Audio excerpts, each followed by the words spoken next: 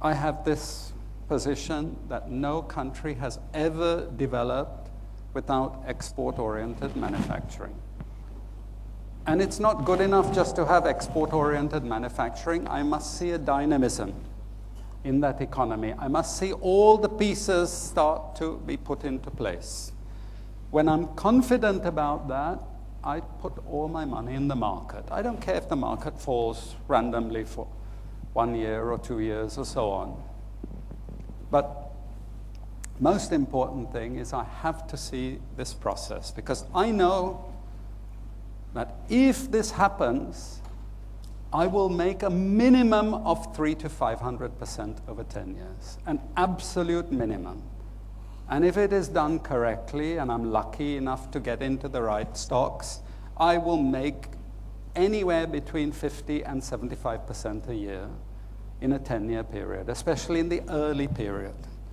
So I'm waiting. Anyone here from Asia Capital? No one? You miserable buggers. You know? Anyway, I used to do roadshows for Asia Capital because President Premadasa started this aggressive, export-oriented development strategy. I mean, a lot of us didn't like President Premadasa, me included, because I felt he was a bit brutal in some ways, you know. And I was a bit frightened of him as well, to be perfectly honest. But I separate that view from money-making. Sri Lanka is not an island. Let me prove it. Here is Sri Lanka. Here is world growth. If Sri Lanka is an island, why is it moving so closely with world economic growth? Why?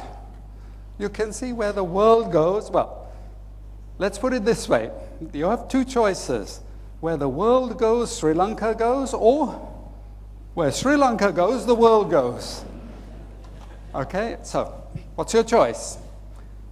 Now here, even when the world rose, Sri Lanka fell, because we can see there are problems in Sri Lanka. You know, so this is actually a very bad sign. It means that even when the world is doing better, Sri Lanka can't improve. Here again, Sri Lankan exports, global imports. Can you see? I mean, I've seen people studying Sri Lankan exports without giving any attention to world imports. I've seen people studying growth without giving attention to any world growth. It's a mistake. I'm just going to say, you know by now, I'm expecting a global recession, so considerable weakness. There will be pressure on Sri Lanka's reserves, there's no doubt, even more pressure. And there will be pressure on the currency. And there will also be pressure on the repo, you know. I mean, you've got a bit of relief at the moment. We don't know exactly what the impact on inflation will be, because the currency always has a big impact. And government will be under pressure to run a budget deficit, but I don't think it has the space to run much of a budget deficit. And this is something people, I think it's a mistake to make by saying, oh, don't worry, tourism will bounce back. But remember, tourism is one of the most sensitive variables to global recession. If we're going for global recession, tourist numbers will drop anyway. Okay, you might have some recovery as people realize there's normalcy in Sri Lanka, but Europeans will stop coming for sure, because Europe is definitely going into a serious recession. This is important, not to say everybody stop tourist activity and get out of tourism and so on, but you need to take some evasive action. You need to have some contingency plans by looking to see, we already see Chinese global tourist numbers have really started to fall. And they are the biggest tourists at the moment. You know, I'm not going on to the investment stuff, I think, having said so many negative things, this is a great opportunity for Sri Lanka, this moment in time.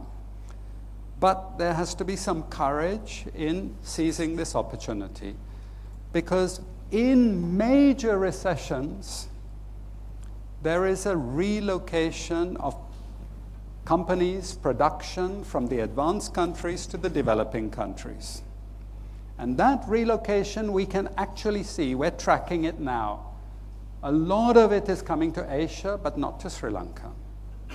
A lot of it is going to India at the moment, and Vietnam is the other recipient.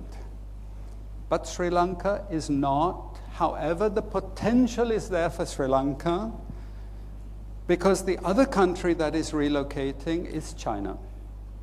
China is relocating to avoid being caught in trade wars. So it's actually having its production base outside China increasingly. Now, I know that the US is finally being interested in Sri Lanka, isn't it? So US is, for geopolitical reasons, US is interested. We now have to play smart. Yes, United States, we are interested in you. Please come, but not with military stuff.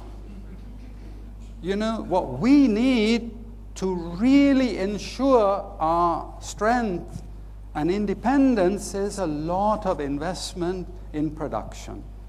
Why don't you encourage some of your companies like Intel to start plant here and, you know, on a big scale? Why not do that? You know, that would be great. You know, we welcome you. Come. We do the same with the Chinese. You know, China, we really like you and so on, but we don't want to give so much land to you and, you know, have you just building factories and so on. Why don't we do joint ventures? Good for you, good cover for you. You know, then you won't get hit with tariff barriers and so on. Let's play smart.